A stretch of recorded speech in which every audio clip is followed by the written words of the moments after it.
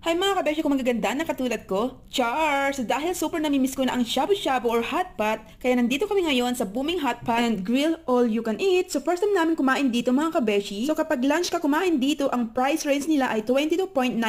Kapag dinner naman ay nasa 32.99.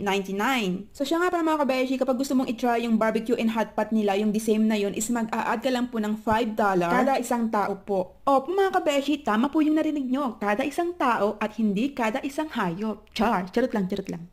So dahil mag-1 na kami dumating dito, kaya automatic dinner na po ito. So marami silang option food dito. Fresh naman sila, makikita nyo naman dito sa hipo na hindi pa naman humihiwalay ang kanilang mga ulo. Tapos syempre yung mga karne nila dito ay hindi pa naman sila nagva-violet. So all in all, fresh naman sila. Meron silang iba't ibang choices na sabaw, at Korean soup yung aking napili. Tapos tom yum naman dito sa aking asawa. Kung papipiliin nyo ako kung ano ang maire-recommend ko sa inyo, Korean soup ba or tom yum? Para sa akin, itry nyo yung tom yum. Mas nagustuhan ko yung kanyang lasa ng sabaw. So anyway mga kabeshi, pwede nyo palang i-customize yung gusto nyong dipping sauce. Pero sa kasamaang palad, hindi kami nakapag-customize ng sausawan namin. Kasi ganito yung mga kabeshi, ganito yung nangyari. Hindi namin alam na may food bar pala sila dito. Hindi kasi siya madaling makita. Kasi yung place ay medyo malawag, ganun. Tapos nakita lang namin ito nung paalis na kami. Napansin namin ito kasi may nakita kaming dalawang tao na nakatayo doon na mayroon silang kinukuhang mga food. So ayun, medyo nakakalungkot lang mga kabeshi. Paano naman kasi yung server namin na nag-serve sa amin ay hindi niya sinabi na mayroon pala silang food bar doon. O diba, nasisipay yung server. Char.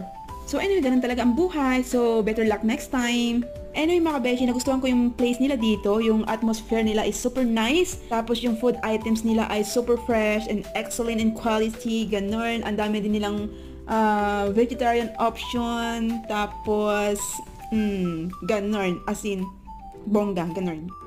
As in, the food quality was top-notch. Ganun. So itong place nila is perfect for a date night or a family dinner, ganon. Or kung nag-iisa ka sa buhay, perfect ito sa iyo kasi napakalawak.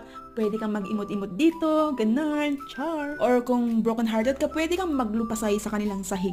Char. Charot lang. Huwag mong gawin yun mga kabeshi. Baka pagkamalang kanilang baliw. So, all in all, babalik kami dito. Siguro, itatry din namin yung mga ihaw-ihaw nila. And syempre, next time, hindi ko napapalagpasin yung food bar nila doon kasi ang dami nilang food. Meron silang, may nakita akong watermelon doon, tapos french fries na paborito ko pa naman yun. So anyway mga kabeshi, hanggang dito na lamang po ang ating vlog for today. Thanks for watching. Bye! Spicy.